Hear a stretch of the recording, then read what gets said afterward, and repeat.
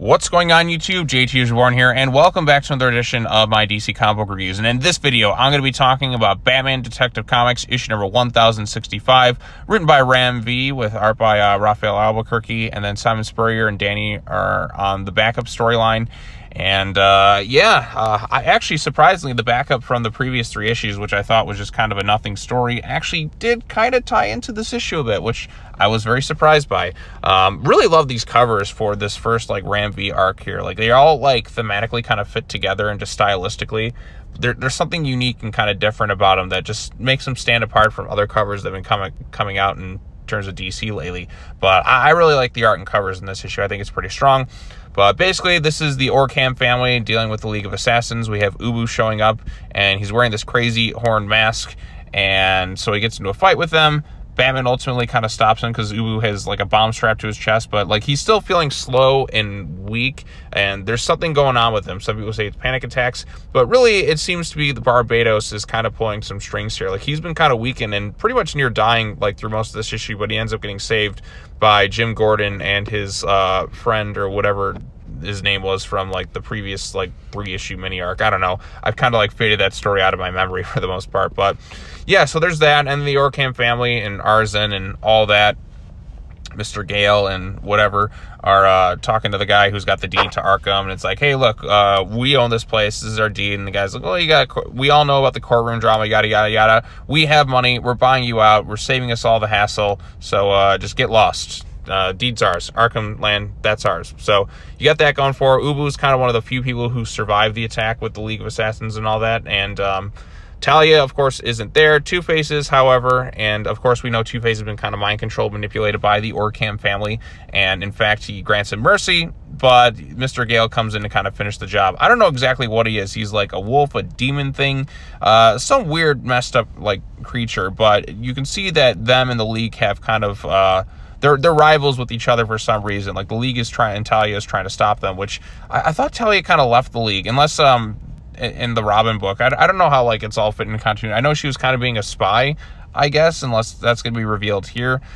Who even knows at this point? But she's off with the League doing stuff. So yeah, and then Batman's still kind of saved at the end of the issue by Gordon and stuff. But even then, Gordon kind of bandaged his face up and made sure the lights were dim because he still doesn't want to see his face. So you got that. Then in the backup storyline, which is one of the few stories where I actually feel like Danny's art actually suits it quite well.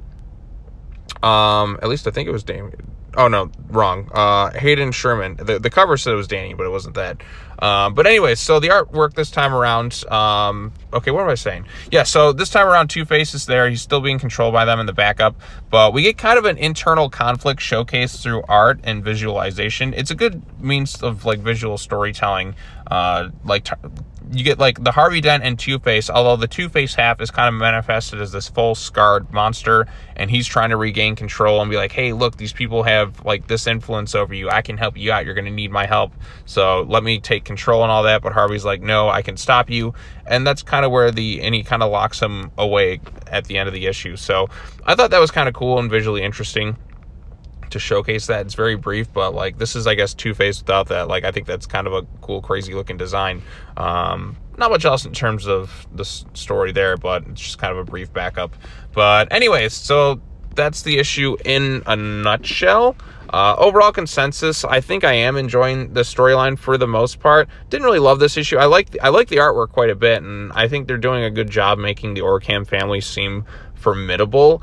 And there's definitely a more gothic, mythical feel to it, with the whole use of magic and all sorts of weird, crazy creature stuff going on here. There's a lot of different moving pieces. Yeah, some of the stuff about getting the deed to Arkham and that, that's just kind of brushed over rather quickly. And at the same time, it's okay, blah blah blah reasons, they're gonna get control of Arkham.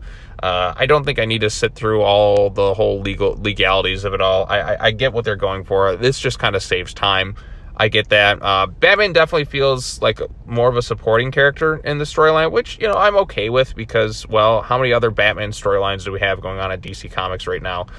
Too many to count, to be honest. So I'm okay with them taking a little bit of a backseat while we kind of flesh out some of the other characters and that going on here. I think Two-Face may be the ace in the hole in terms of the story. I think he's going to find a way to kind of get break free from the Orghams influence. Mr. Gale is kind of interesting in terms of an antagonist because he seems to take on like a bit of a demonic entity of sorts. I don't know, like demonic Barbados is in there too.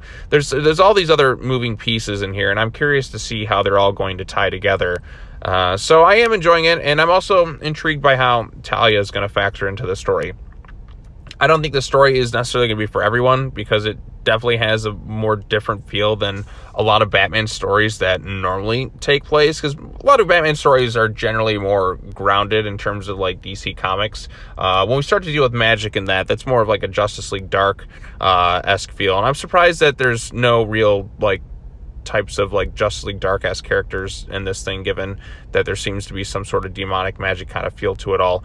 But then again, that's probably what Batman versus Robin is for. So yeah, I guess I was kind of wrong. There are some more magic-based Batman storylines going on right now. I think this takes place before that, though, so we'll just have to wait and see. But anyways, I enjoyed it enough. I didn't love it. Don't think it's incredible so far. I think I like some of the other issues more, but there is entertainment value to be had with it. So anyways, those are my quick thoughts on the issue. Backup was interesting, and I think Ram V is doing a good job for the most part with this storyline.